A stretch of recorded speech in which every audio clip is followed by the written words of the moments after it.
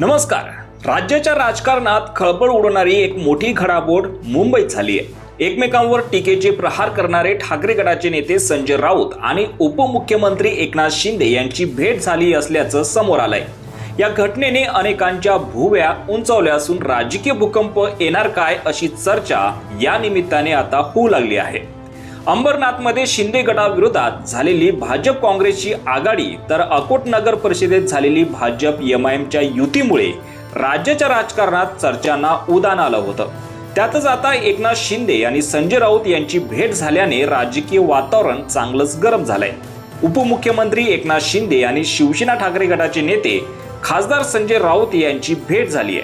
शिवसेनेच्या फुटीनंतर हे दोन्ही नेते कोणत्याही राजकीय कटुतेशिवाय एकमेकांशी संवाद साधताना दिसले आहेत.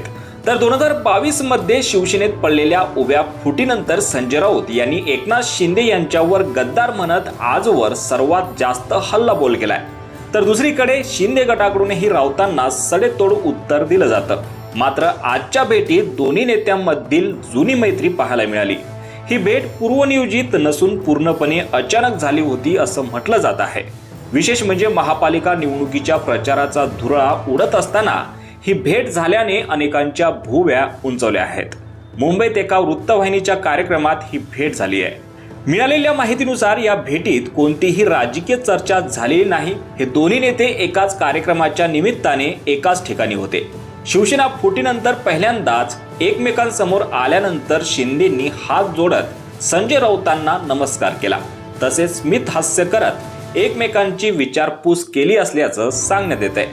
दरम्यान मुंबई महापालिका निवडणुकीसाठी सध्या दोन्ही बाजूंनी जोरदार मोर्चे बांधणी सुरू आहे. अशा धामधुमीत जेव्हा दोन्ही पक्षांचे कार्यकर्ते सोशल मीडियावर आणि रस्त्यावर एकमेकांशी भिडत आहेत, तेव्हा या दोन वरिष्ठ नेत्यांमधील हा संवाद कार्यकर्त्यांसाठी नक्कीच आश्चर्याचा धक्का आहे. महाराष्ट्रात राजकीय मतभेदापलीकडेही नेते कार्यकर्त्यांमध्ये संवाद असतो. राजकारणात मतभेद असू शकतात, पण वैयक्तिक मैत्री कायम असते असंही या भेटीकडे पाहिलं जात आहे.